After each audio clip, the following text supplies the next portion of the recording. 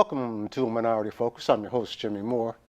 We've been working a while with an agency here in Paducah and other places, Murray in particular, about doing a show regarding mental illness. The organization is NAMI, N-A-M-I, which stands for the National Association Alliance. Please say it. National Alliance on Mental Illness. National Alliance on Mental Health, which has an organization here in Paducah, of which Jennifer Lewis. Jennifer Lewis is a member, and we also have with us Miss Benson.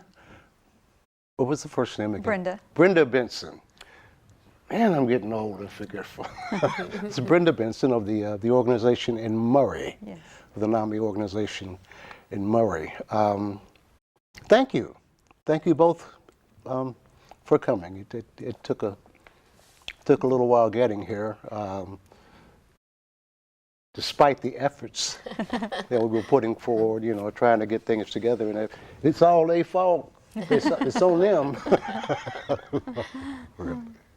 As chairman of the organization, doesn't Paducah have a chairman? Yes.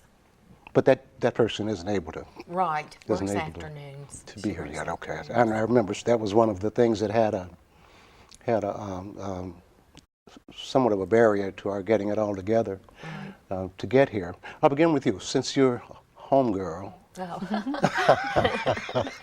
Well, not to put aside the visitor. It's okay. well, I'm Jennifer Lewis, and I'm here with NAMI Paducah. I've been a member since 2005, and I've kind of held multiple positions, and currently I'm the treasurer. I'm a board member, and I facilitate the support group for the connection group for people who are in treatment. Right. Excuse me. Your voice is of a softness that I wish my ex-wife had had. Just a little bit. It's wonderfully soft, but we want to make sure that everyone hears everything that you have to say. You said you filled numerous positions in the organization here in Paducah. What presently? Well, I'm a treasurer presently, and I'm on the board.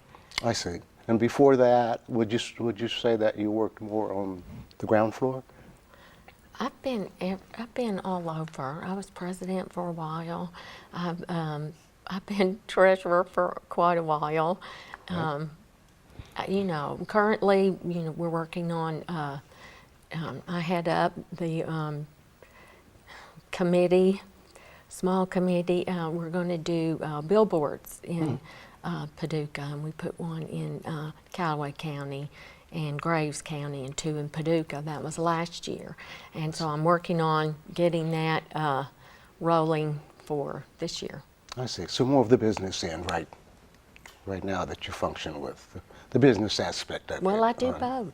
Is that You right? know, I do support groups every first Thursday night, and a lot of times the second, and then the third Thursday night there's another designated facilitator for that, and the fourth Thursday night in Paducah we try to have a speaker. Right. So we meet every week, every Thursday. Now, you get paid for doing all them jobs? No, it's all volunteer. I'd love to be paid. And it's all a volunteer Yes. volunteer job. That's wonderful. Volunteer. Ms. Benson, how are you today? I'm good. That's good. Welcome to Paducah. Thank you. No, I've spent a lot of time in Murray. A lot of time. My daughter's a graduate of the university there, and prior to that, I was in a summer school program every summer at Murray, and I loved it. Yeah, Murray's I a love nice Murray. place to live. Again, welcome. Thank you. And you are the director? Well, I'm the chair of NAMI Murray, and I've been involved in NAMI since 2010, and I got involved by going to the Paducah group first because we did not have one in Murray. Right. And they were real helpful. When my son became ill, I'm a family member. I have a son who has schizophrenia, and they helped us look for services for him, helped us cope with the situation. And I and another lady the next year started a NAMI group in Murray. And our group was primarily family oriented for people caring for someone who has a mental illness. But just in the last 6 months or so, we've started having people who are living or been diagnosed with a mental illness start to come to our group. So we are now trying to split a little bit at our meetings, and people who have a mental illness have their own separate support time, and family members have their own special support time. It sounds almost like the support Alcoholics Anonymous has for alcoholics. I guess always better to be able to tell somebody about something you deal with. Yes. Right. Or that you can relate to directly. Right. Yeah. It's a peer-to-peer type Yeah. program. For a group. Does Paducah function that way too? Yes, we do. We have two groups that meet on Thursday nights. We have a family group that Brenda was talking about, and we have a group for people with mental illness who are, actively, working on recovery. Right. Okay. I realize that a family member has a problem, an obvious problem. Yes. What's the starting point for me as far as NAMI is concerned? Where do I go? Who do I see? Just contact any NAMI organization? Yes, that's what I did. A friend told me about NAMI, and quite frankly, I was a little bit in the dark about mental illness. No one in my family had ever had it before, so it was new to me. I didn't know where to go for help for my son. And with the mental health care in our country, there's not a lot of services, especially in Western Kentucky. And when someone told me about NAMI Paducah, I went there, and there were people there that, had the same issues I had. You think sometimes mental illness can be isolating for the person that has it and also for their family, because people that don't have mental illness don't really understand what you're going through. Right. And sometimes they don't accept that it really is an illness, that it's just a behavior issue, and it's not. It is an illness. And the people at Paducah were able to direct us, different different doctors and psychologists that were available that we could utilize. And they were really a comfort to us to know that we weren't alone. There were other people out there just like us dealing with the same problems we were. Jennifer, this originate in Paducah, or is there a headquarters or a? Well, the state is the state office is in Somerset currently. We just have a new executive director, and so she splits her time between, is it Louisville or Lexington? Lexington. Lexington and Somerset. So we may be changing, but our new executive director is in Somerset. So that's who we talk to, ask for assistance. They're our mentors, and that's where we have 19 affiliates throughout the state in Kentucky. Some are we're affiliates under the state's umbrella. We're smaller. Don't have as many maybe services to offer, and then there's a few NAMIs that there are their own charitable organizations, and they still function under the tutelage of the state, but they can offer and do all of their own classes, all the support group meetings. NAMI National offers lots of different programs, and so these freestanding bigger affiliates can offer those themselves. Right. Of course, Kentucky's mentioned often. Is it growing? Is it going to eventually be, or perhaps there are other places that function likewise, but don't have the name NAMI. You see where I'm going? I'm trying to put NAMI everywhere. Right. Well, not that I don't know of a lot of other places, and maybe bigger cities might offer support for a family in maybe their community mental health centers, but oftentimes, you know, those are programs maybe just for the people who go to the community mental health centers. But there's a lot of folks who sort of are, you know, are afraid of the stigma or how it might look, so they don't go to the community mental health center. So NAMI's, we're freestanding, and people will come to us, and we recommend community mental health center. It's the largest mental health facility, you know, here in Paducah. So you know, that's the place to go for treatment. And you know, there are lots of private, or not lots, there are several private places that do therapy, but as far as psychiatrists, we're really limited in this end of the state. I understand. In a lot of cases, I would suppose a psychiatrist and all the medications they have to treat people with mental illnesses just don't get it. There's another, as you've mentioned earlier, there's another side to that. It's not so much just that patient or that struggling person. It's the people that they deal with. I remember a commercial a little while back, a young man lying in bed suffering from depression, and the mother saying, why don't you just get up and do something? Why don't you just snap out of this, you know, and get busy doing something? I would imagine that the support that you've gotten and that you're giving now is invaluable to people that have to deal with people who have mental illnesses. As a result of the experiences you've had and the instruction you've gotten from NAMI, has it made your dealings a lot easier? Oh, yes, it has. I mean, NAMI offers not only our support groups, but in some of the larger NAMI affiliates, they do offer family-to-family classes, which Paducah does offer that. And when my son was first diagnosed, my husband and I went to those classes, and they are wonderful. I mean, they talk about all the different mental illnesses, the chemistry of the brain, how the brain works, what breaks down, you know, during a mental illness, what medications are available, you know, how they affect the mental illness, side effects. They give you coping skills, you know, and also how to take care of yourself, because sometimes you get lost in caring for the ill person, and you need to remember to step back and take care of yourself too. So And it was a really great program, and it is free. It's a 12-week program. And it's an all volunteer It's all volunteer, kind of it's thing. all free. It's totally free. As you're speaking, I'm thinking too of the sister organization that Alcoholics Anonymous has. It's called Al-Anon. Right.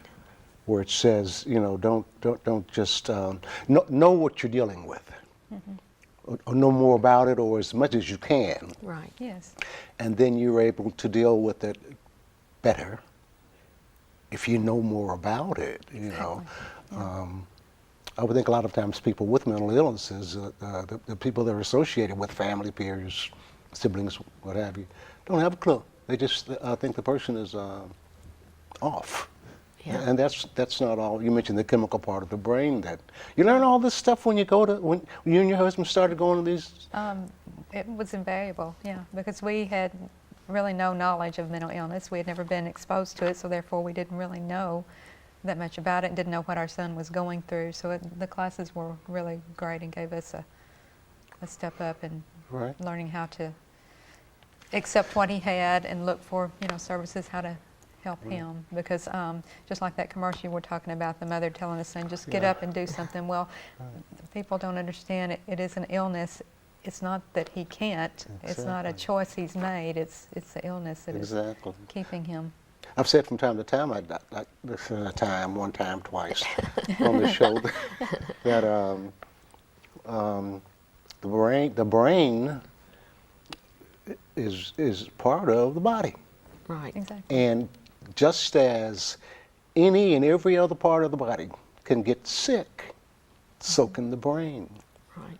But as you mentioned earlier, the stigma Right. that comes with mental illness is somewhat of a hindrance to people seeking help for it, because they don't want everybody to know. They'd rather just keep the person at home and away from the public eye and hide it or excuse it or...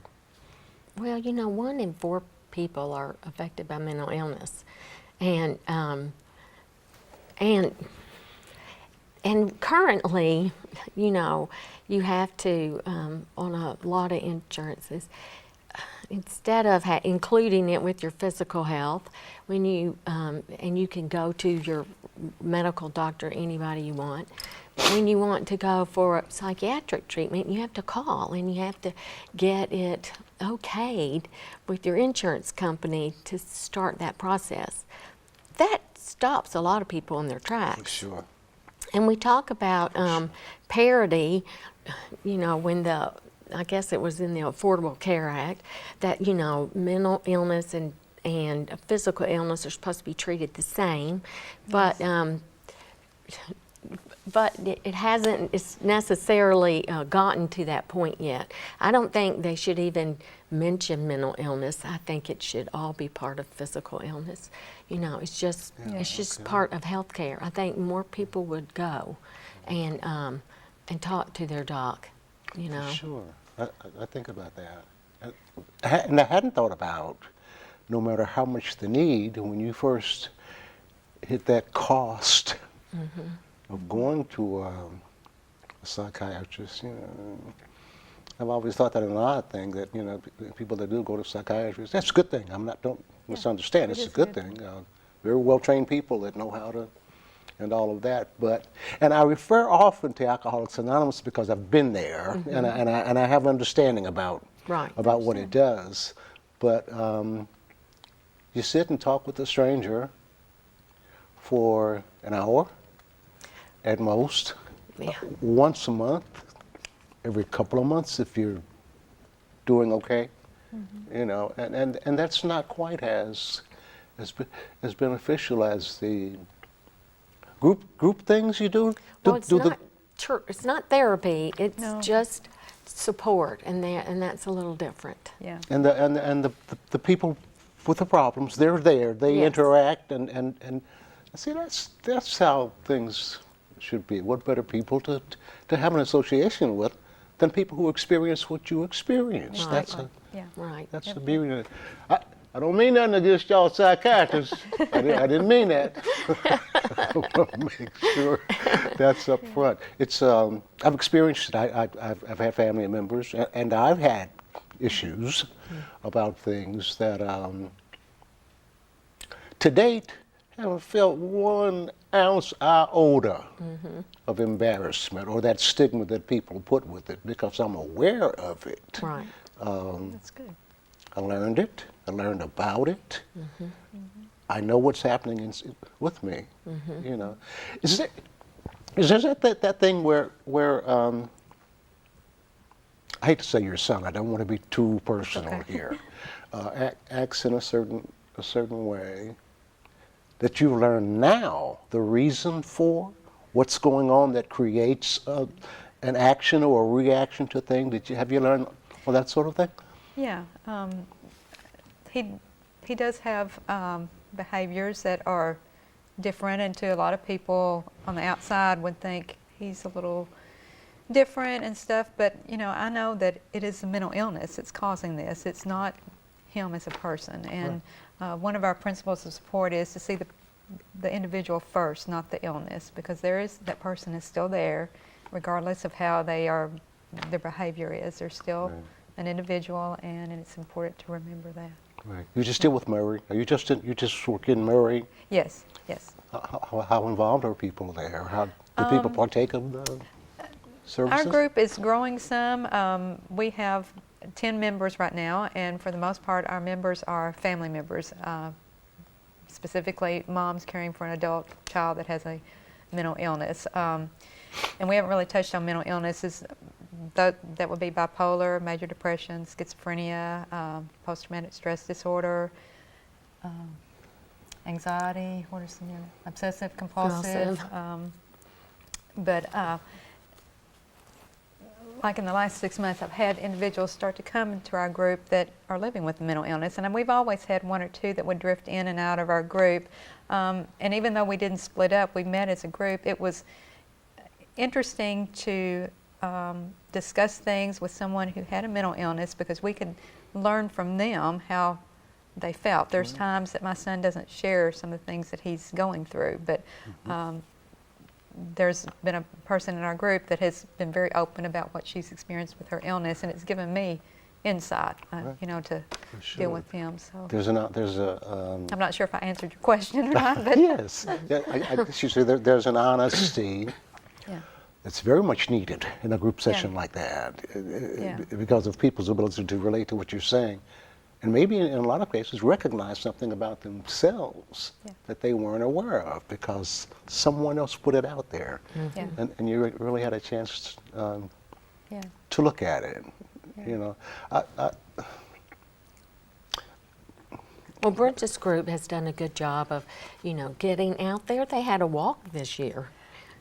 And it was with help through one of the psychologists. yes, Bridges Family Center in Murray.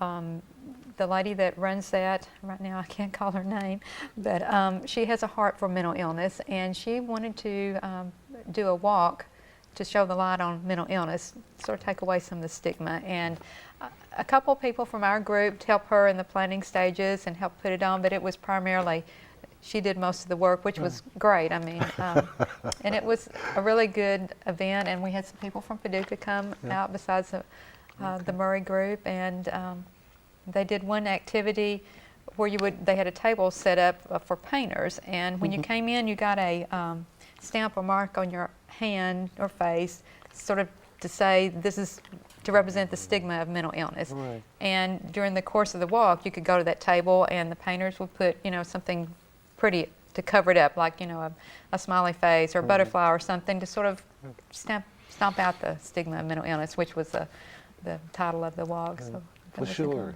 it's it seems like in the media, it's something that, as far as I'm concerned, you see every now and then. Yeah.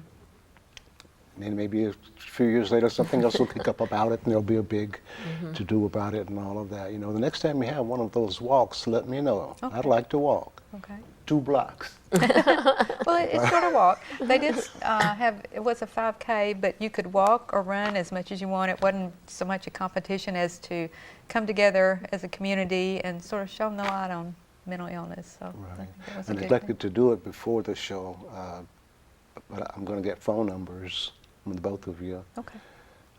The show will air again a number of times, I hope. And I'll have those numbers on where someone can make a call Okay. and sure. call you if they run into any of those. How old is NAMI again? How long you tell me it's been? Well, NAMI started in 1979, and it was family members sitting around a kitchen table trying to give voice to the lack of mental health care in our country. And it grew from that small group to the organization it is today, and there's affiliates in every state, and like Jennifer said, there's 19 in Kentucky. So, and they are dedicating to providing support, like through our support groups for families and individuals, education classes like the family and family classes, and also advocacy. We touched a little bit on the Affordable Care Act, and that has brought about some parity for mental health with other illness, which is a good thing. And now there's talk of, you know, repealing that, and some, you know, I would hate to see us lose the progress we've made with that, Right. because mental illness is a disease of the brain, and it's no different than a disease of another organ in your body, and it should be treated the same. Right. So NAMI does participate in advocating for better laws, funding for more mental health services, research for better medication treatments and things like that. So. Right. That's an Obamacare thing, right? Yeah. I want Well, to it was say really yes, but I before. can't say. I think it went into effect sometime during the Bush administration, because I know when my son was first diagnosed in 2009, when we went to the psychiatrist, the insurance we had pretty much didn't cover anything. It was all out of pocket. And since then, now when he sees his psychiatrist, it's a copay, Yeah. Right. which Okay. is the way it should be, a copay similar to when you go to see another doctor for another illness. So. I'm not gonna. I would venture to say, don't say nothing bad about Obamacare. I would not venture to say anything negative about our president. This whole political thing. I was watching a commercial that comes on often on a certain channel, and it's a very pitiful thing about animals. Oh. I see About it. dogs left, Yes. and it's long, and it has a couple of celebrities that are a part of it, and all of that. Yes. I've gotten to the point where I turn away from that. I can't watch it all. And I thought, before coming to do the show, how sad that much effort would be put forth to saving animals. Not that I don't love them. Right. But we don't see the same commercials for humans. Exactly. You know, I Exactly. agree. The people aren't as concerned about each other. That's really a sad thing. I don't know that there would be other things that you'd like to share at a time in the future that would help the organization or move in any positive direction. I don't know. If that's so, I hope you'll let me know. And we'd love to have you come back on the show and talk some more about it. That would be you know, great. Yeah. Mental illness We is do it's a trip. It's a heavy duty thing, but it's easier if you know what you're dealing with and how to deal with it. You know, you made a statement earlier that your son was the first person in the family, you know, to be aware that, you know, I've been trying to tell my sisters for years ain't nothing wrong. They just will not. You know, sometimes the black sheep of the family is just the black sheep of the family. Other times, you know, there could be something going on that somebody needs to take a look at. And that's another thing too, is daring to take a look at instead of finding reasons. Right. Yeah. She's young, he drinks, a lot of times there's other things that are more involved. Thank you very much to both of you Well, Thank you thanks. for having us. for coming. Maybe we'll have another show Okay. another Good. time. Talk about some more in-depth things about it. Maybe we'll have someone else join you that could have something else to add. I don't know. That'd be great. God bless you God bless you. in what you do. Thank you so much for coming. Okay. Thank you. Thank you. For Minority Focus, I'm Jimmie Moore.